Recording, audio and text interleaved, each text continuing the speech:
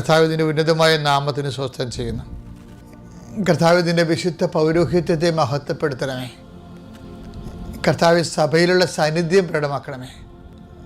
39 വർഷം ഞാൻ അർപ്പിച്ച കുർബാനയുടെ യോഗ്യതയാൽ, കൃപാസ്ഥാനത്താറ് ജീവനോടെ പ്രത്യക്ഷപ്പെട്ട പരിശുദ്ധയുടെ പ്രത്യക്ഷീകരണത്തിൻ്റെ ശക്തിയാൽ, അൾത്താരയിൽ നടന്ന 10,000 ആരാധന യോഗ്യതയാൽ അങ്ങയുടെ മക്കളെ ഞാൻ ആശീർവദിക്കുന്നു. ഈശോയെ, ഇന്ന് എന്തിനു വേണ്ടിയാണ് അങ്ങയുടെ മക്കൾ ഈ രാവിലെ 5:30 മണിക്ക് മുട്ടുകുത്തുന്നത്?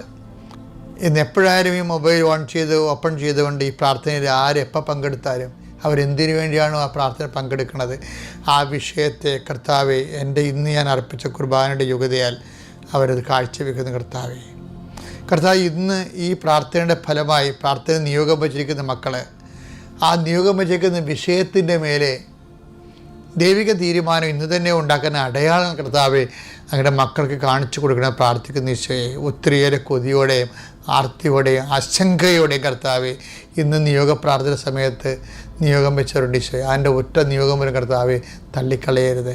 അഥവാ ഏതെങ്കിലും നിയോഗത്തിന് കാലതാമസം ഉണ്ടെങ്കിൽ അതിന് അവർക്ക് അതുവരെ പിടിച്ചു നിൽക്കാനുള്ള ആശ്വാസവും ആത്മധൈര്യവും അങ്ങയുടെ മക്കൾക്ക് നൽകണമേ എന്ന് പ്രാർത്ഥിക്കുന്നു.